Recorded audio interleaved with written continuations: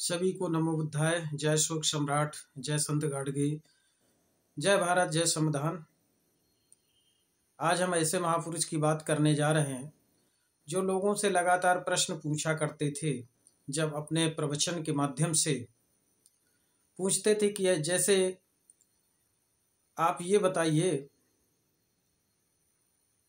कि भगवान है कि नहीं, तो लोग कहते थे हाँ भगवान है।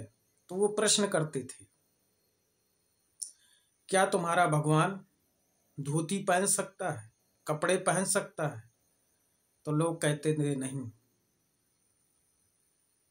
फिर वो प्रश्न करते थे, क्या आपका भगवान लड्डू खा सकता है, लड्डू की रखवाली कर सकता है? जो चढ़ाते हैं आप लड्डू या प्रसाद के रूप में, क्या आप उनको वो रखवाली कर सकते?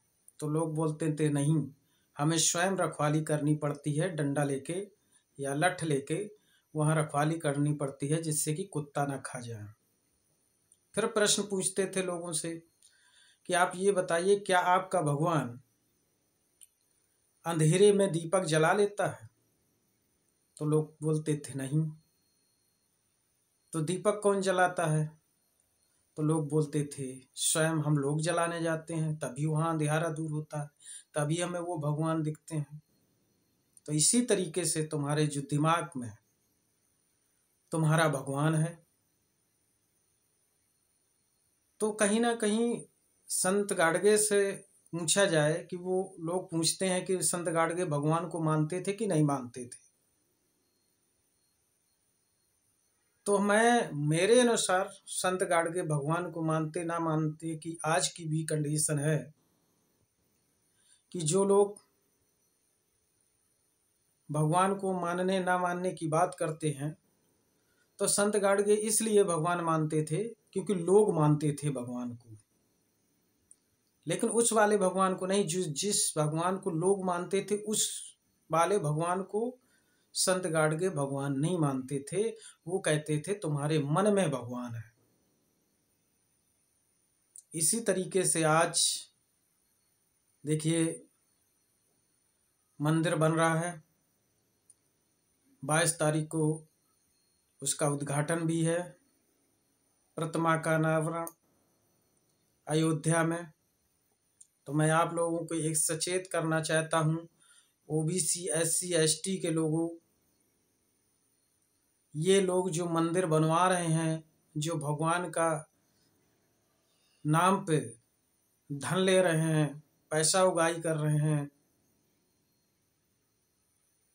वोट ले रहे हैं, तो उनसे जरा पूछो कि वो भगवान को कितना मानते हैं। वो इसलिए भगवान को मानते हैं क्योंकि लोग भगवान को मानते हैं, इसलिए वो भगवान को मानते हैं। तो मैं संत गाडगे की बात रख रहा था कि संत गाडगे जब अपने प्रवचन देते थे लोगों से यही कहते थे कि जो भगवान है वो आपके मन में है।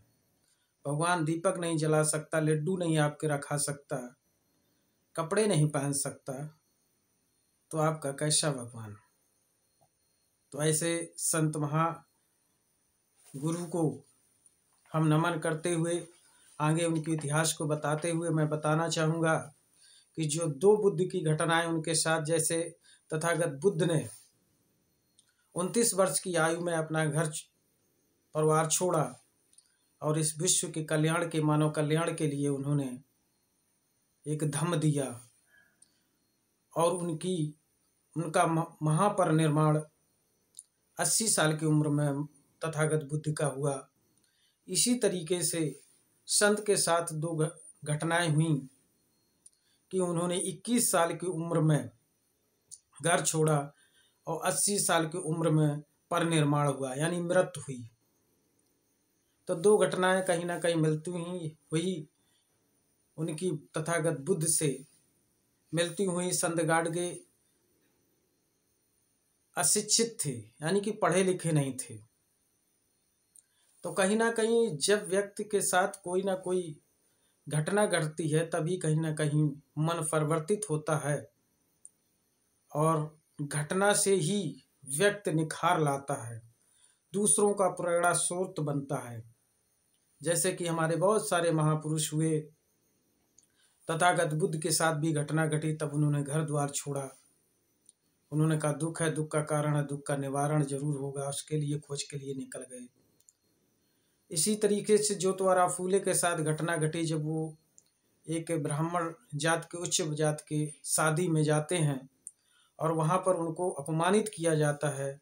उसके बाद वो क्रांतिकारी बनते हैं और समाज में शिक्षा का आज जो ज्योत जलाने वाले हैं, तो वो ज्योतिबा फूले, माता सावित्रीबाई फूले के सहयोग से है, क्योंकि उनके साथ भी घटना घटी थी।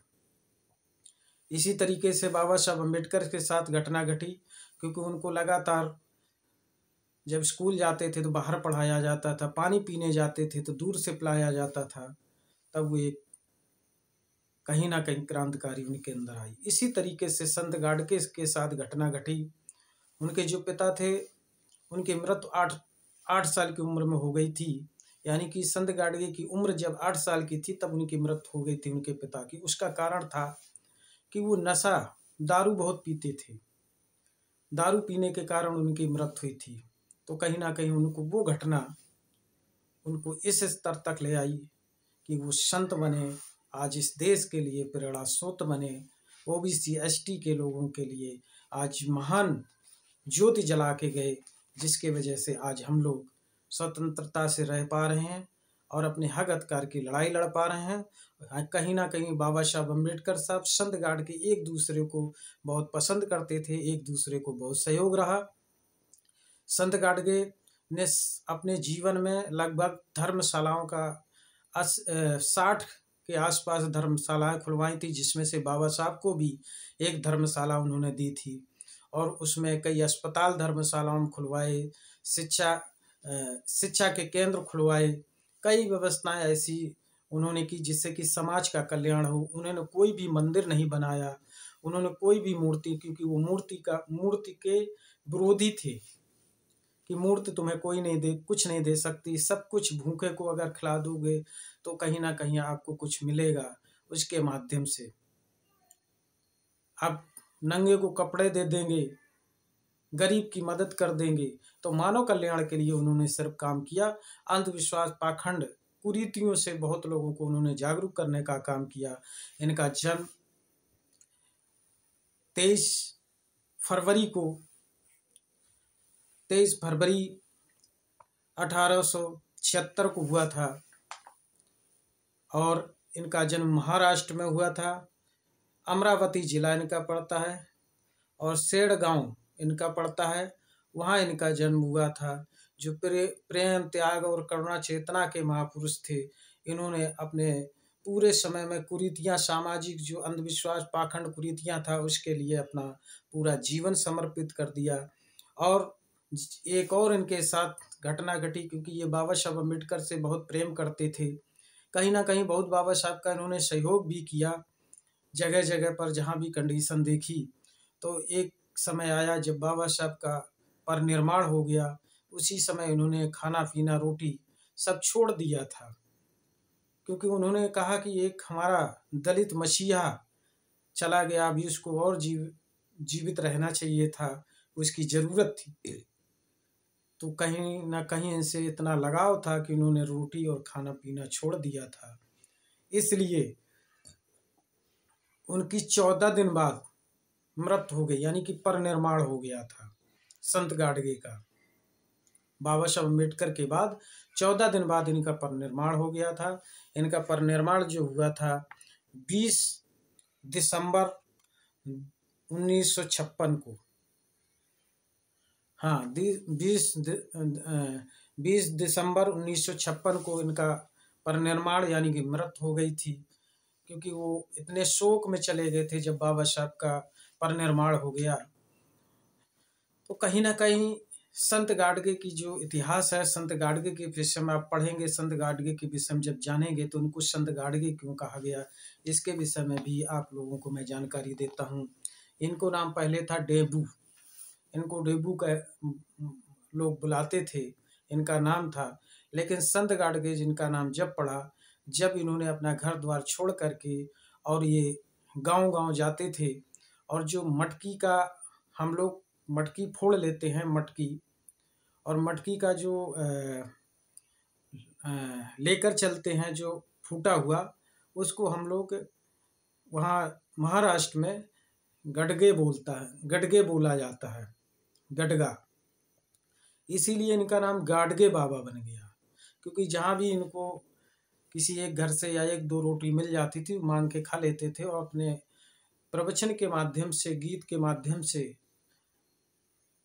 अपने विचार रखते थे। तो इसलिए इनको संत गाडगे कहने लगे, और अपना परिचय कहीं भी ये ज़्यादा नहीं बताते थे, अपनी जानकारी ज़्यादा नहीं देते थे संत गाडगे। और ये गांव-गांव में जाकर लोगों को जागरूक करते थे, अंधविश्वास पाखंड के विषय में बताते थे, जात पात छुआछूत के विषय में बताते थे, और नशा से मुक्ति कैसे मिले इसके लिए रास्ता बताते थे। दारू, मांस, मदिरा जो लोग खाते थे उनके लिए, खासकर SC ST OBC के लिए जागरूक करने का काम करते थे। वो जानते थे कि यही हमारा अगर सबसे बड़ा कोई रोधक है हमारे विकास का, तो यही है। और शिक्षा की तरफ प्रेरित करते थे। उन्होंने कहा था कि एक बार खाना ना मिले, रोटी ना मिले, कोई बात नहीं, बच्चों को अपने बर्तन बेचकर पढ़ाना। जबकि वो पढ़े लिखे नहीं थे, लेकिन वो जान गए थे, समझ गए थे कि शिक्षा ही एक ऐसी रास्ता है जो हम लोगों को आगे बढ़ा सकती है, हमारे लोगों को विकास की तरफ ले जा सकती है। और वो सत्यशोधक में उन्होंने काम भी किया, क्योंकि वो प्रेरित थे, ज्योतिराव फूले से प्रेरित थे, और उन्होंने सत्यशोधक में काफ़ी काम किया, सत्यशोधक की विचारधारा को बढ़ाया। तो संत गाडगे का बहुत बड़ा योगदान रहा इस जीवन में, और उन्होंने अपने समाज के लिए, हम लोगों के लिए, तो कहीं ना कहीं हम लोगों को संत गाडगे के विषय में पढ़ना चाहिए, जानना चाहिए। अगर हम लोग संत गाडगे के विषय में, ऐसे महापुरुषों के विषय में पढ़ेंगे तो प्रेरणा मिलेगी, और प्रेरणा से कहीं ना कहीं हम लोगों की भी रास्ताएं खुलेंगी। मैं फिर कहता हूँ कि जब भी मनुष्य के सामने कोई घटनाएं घटती हैं, तभी वो एक महान व्यक्ति बनता है। ऐसे कई घटनाएं हुई, या तो वो नशेड़ी बन जाएगा, दारू पीने वाला बन जाएगा, उसके साथ अगर कोई घटना घटती है दुखद भरी, तो वो एक तो नशेड़ी बन जाएगा, गंजेड़ची बन जाएगा, अपने शरीर, अपने धन दौलत को बर्बाद कर देगा, या एक वो बहुत बड़ा महान व्यक्ति बनेगा जो इस देश के लिए, समाज के लिए प्रेरणा देकर जाएगा। तो ऐसे ही महापुरुष में हमारे संत गाडगे रहे हैं, जिन्होंने शिक्षा पर जोर देते हुए बहुत ज़्यादा उन्होंने कहा। बाबा साहब अम्बेडकर साहब को इसीलिए वो बहुत ज़्यादा पसंद करते थे, क्योंकि वो शिक्षा के लिए हमेशा प्रेरित करते थे।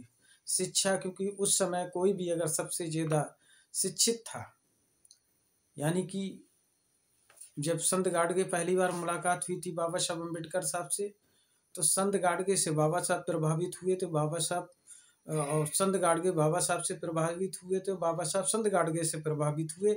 मिशन एक ही था, उनका तरीका अलग था, लेकिन उस समय कोई इतना पढ़ा लिखा, आज भी उस समय बाबा साहब अम्बेडकर की शिक्षा जो थी वो भारत में श्रेष्ठ प्रथम स्थान रखने वाली, यहाँ तक कि कोलंबिया विश्वविद्यालय में प्रथम श्रेणी पाने वाले बाबा साहब अम्बेडकर थे, 32 डिग्री पाने वाले बाबा साहब अम्बेडकर थे। इसलिए वो प्रभावित थी कि यही मसीहा हमारे दलितों का उद्धार कर सकता है, इसके अलावा कोई उद्धार नहीं कर सकता है।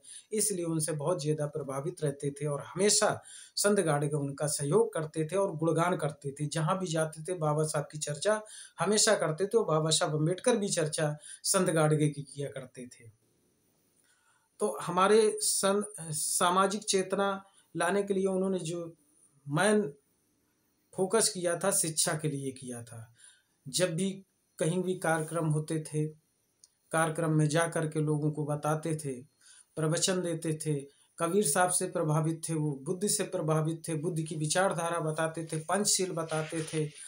यहाँ यानी कि जो बुद्ध ने, तथागत बुद्ध ने पंचशील दिए थे सिद्धांत, उनके विषय में बताते थे लोगों को। और कबीर साहब के, रविदास के विषय में बताते थे, तुकाराम संत के विषय में बताते। तो ऐसे महापुरुषों को लगातार उनकी इतिहास, उनके गुणगान गाया करते थे, अपनी कविताओं के माध्यम से लोगों को समझाते थे। तो उनका जो समझाने का ढंग रहा, पूरा जीवन लोगों को एक प्रेरणा स्रोत बनाने का ढंग रहा उनका, एक नई दिशा देने की, जो आज हम लोग जाग पा रहे हैं, जान पा रहे हैं, समझ पा रहे हैं। तो ऐसे महापुरुषों को हमको पढ़ना चाहिए और देखना चाहिए कि कहीं ना कहीं ऐसे महापुरुष अभी हमारे दबे पड़े हैं जो हम लोग नहीं जान पा रहे हैं। जो ये संत गाडगे थे, दिवाकर समाज यानी जो धोबी समाज कहा जाता, उस समाज के ये थे संत गाडगे। और संत गाडगे ने लगातार अपने पूरे जीवन में जो कार्य किया है उसमें एक विशेष कार्य रहा कि उन्होंने कहीं भी अपना स्थायी मकान नहीं बनाया। जो लोगों से पैसा इकट्ठा हुआ, चंदा हुआ, तो वो वहीं कहीं भी किसी से कोई पैसा नहीं लेते थे। लोग ही व्यवस्था करते थे, जहाँ जाते थे लोगों को समझाते थे, विचार देते थे, धर्मशाला बनवा देते थे, अपने पास एक पैसा नहीं रखते थे। ये बड़ी विशेषता उनके पास उनकी थी। तो संत गाडगे का जीवन काल बड़ा संघर्षशील रहा। तो हम चाहेंगे सभी लोग संत गाडगे को पढ़ें और जानें, क्योंकि ज़्यादा बड़े वीडियो होने के कारण हम नहीं बता सकते, इतनी जानकारियाँ नहीं दे सकते। आप लोग इन महापुरुषों को पढ़ते रहिए। मैं लगातार ऐसे महापुरुषों की विचारधारा को ले आऊँगा, इतिहास को ले आऊँगा। आप लोग इन महापुरुषों को सुनिए और सुनने के साथ वीडियो को सब्सक्राइब करें, चैनल को सब्सक्राइब करो, वीडियो शेयर करें, जिससे कि लोग अधिक से अधिक लोग जान सकें कि संत गाडगे कौन थे। और बहुत सारे महापुरुषों को मैं लगातार आपके सामने ले आता रहूँगा। आप लोग इन वीडियो को ज़्यादा से ज़्यादा, अधिक से अधिक लोगों तक पहुँचाएँ, जिससे कि ये जान सकें कि ये जितने भी हमारे सामाजिक परिवर्तन के महानायक हुए हैं, उन्होंने समाज में, देश के लिए, राष्ट्र के लिए, SC, OBC, ST के लिए क्या संघर्ष किया। इसी के साथ सभी साथियों को नमो बुद्धाय, जय भारत, जय शोक सम्राट, जय संत गाडगे, जय भीम, जय संविधान।